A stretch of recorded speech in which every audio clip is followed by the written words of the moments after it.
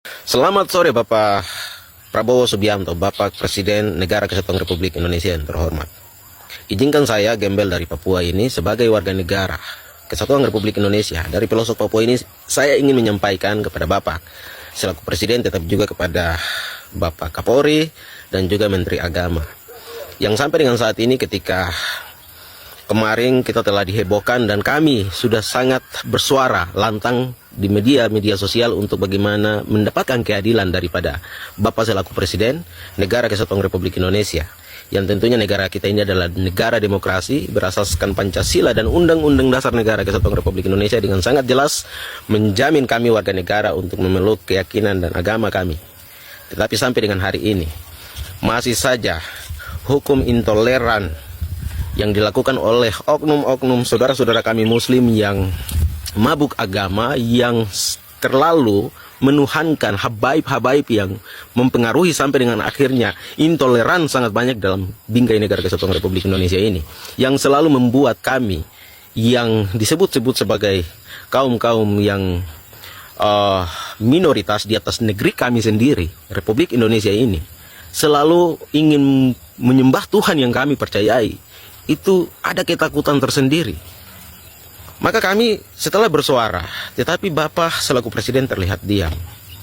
Menteri Agama pun diam. 1000 bahasa tidak ada satupun yang berbicara untuk bagaimana menyelesaikan persoalan ini dengan cara-cara yang baik, menunjukkan kepada kami sebagai warga negara bahwa negara ini undang-undangnya menjamin setiap warga negaranya untuk memeluk agamanya, ajarannya, dan itu dijamin undang-undang.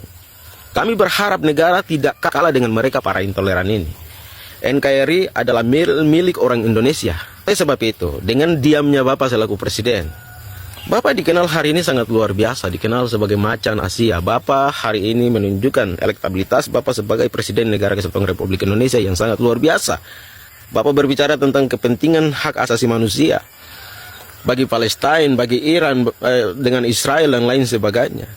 Tapi persoalan yang terjadi di dalam negeri sendiri, keluhan kami sebagai rakyat Indonesia, rakyatnya Bapak, justru Bapak diam 1000 bahasa, tidak bisa menyelesaikan masalah ini atau memerintahkan kepada mereka-mereka yang berkewenangan untuk menyelesaikan persoalan yang hari ini menjadi tuntutan kami rakyat Indonesia.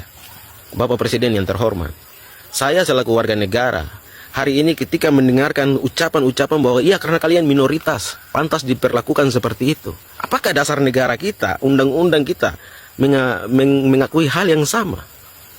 Saya pikir negara ini menganut sistem demokrasi yang sangat luar biasa.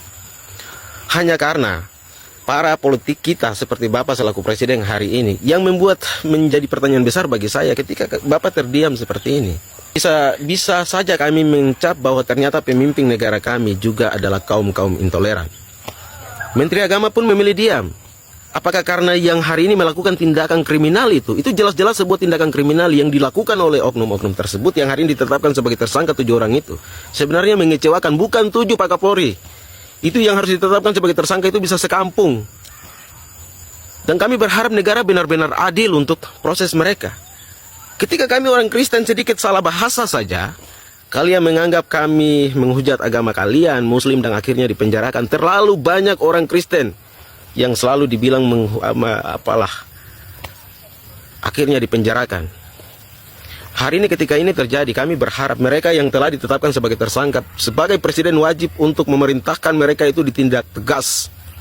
Jika tidak, itu tidak dilakukan, maka jangan salahkan kami Pak Presiden. Kami tidak akan cinta akan Republik ini. Apalagi kami yang di wilayah Papua. Bapak Presiden ingat, sejarah kelam di tanah Papua itu masih terus menjadi ideologi bagi kami orang Papua. Jadi jika negara tidak mampu untuk menunjukkan kepada kami rakyat Indonesia bahwa negara tidak kalah dengan para intoleran ini, maka kami akan mempertimbangkan untuk masih mempercayai negara ini. Tetapi jika negara tidak mampu membuktikan bagian itu, maka jujur, jangan salahkan kami. Apalagi kami yang ada di wilayah Papua, jangan salahkan kami.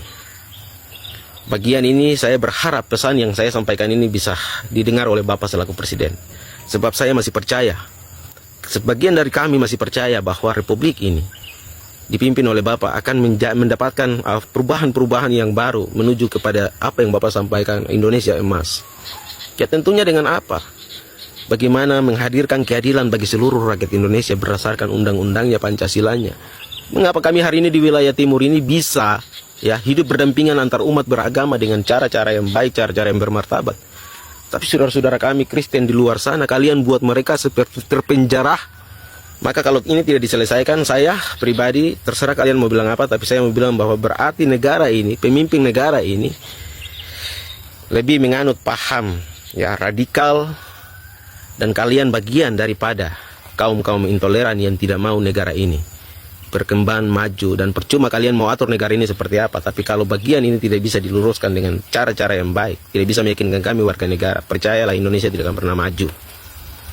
Oke, hanya itu yang saya sampaikan. Semoga pesan saya ini terdengar oleh Bapak selaku Presiden dan juga Menteri Agama, Pak Kapolri.